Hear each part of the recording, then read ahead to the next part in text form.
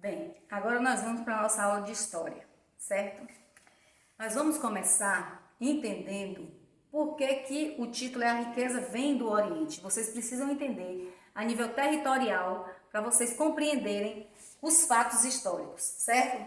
Quando eu falo em Oriente, eu estou falando, vocês sabem, que o planeta ele é dividido por uma linha imaginária cortando ele, que o nome dessa linha é Meridiano de Greenwich.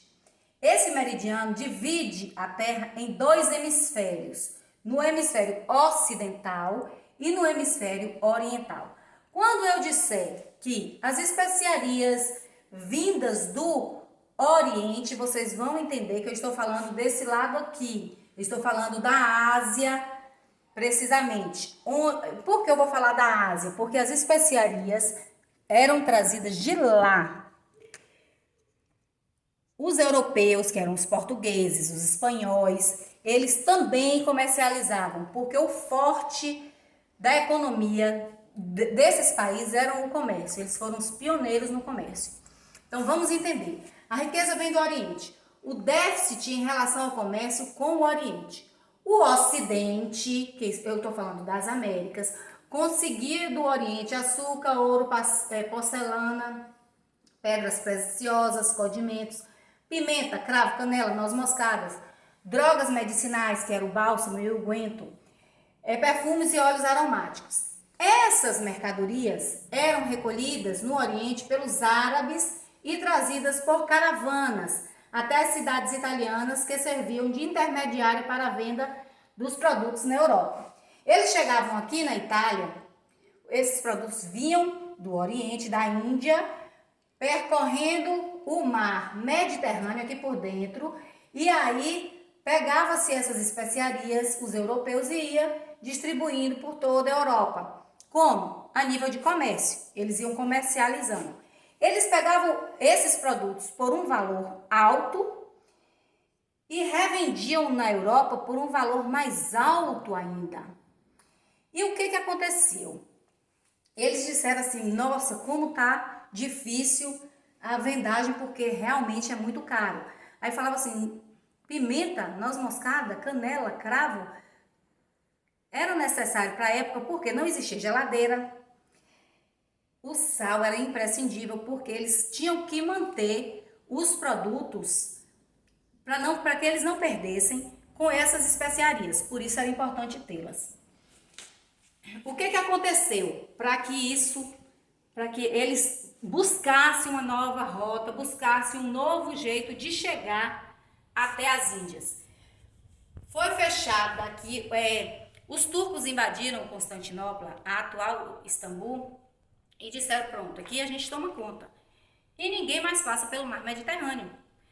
O monopólio é nosso, é da Itália. A Itália monopolizou tudo. Então, eles não podiam utilizar a mesma rota marítima que os italianos. Aí eles disseram o quê? O rei de Portugal falou assim, nossa, a gente precisa de um ápice para a gente alcançar um poderio a nível de comércio. A gente não pode ficar na mão deles. O que a gente vai fazer? Essas são as especiarias importantes que eram comercializadas na época. Vocês sabem que as caravelas, elas não tinham a tecnologia que hoje as embarcações têm. Por isso, era terrível as navegações.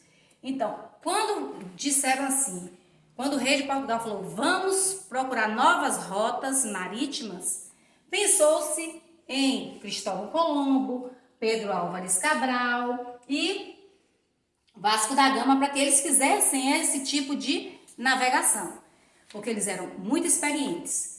Quais eram os instrumentos de navegação daquela época? Era o astrolábio. Ele era usado para quê? Para medir a altura dos astros acima do horizonte.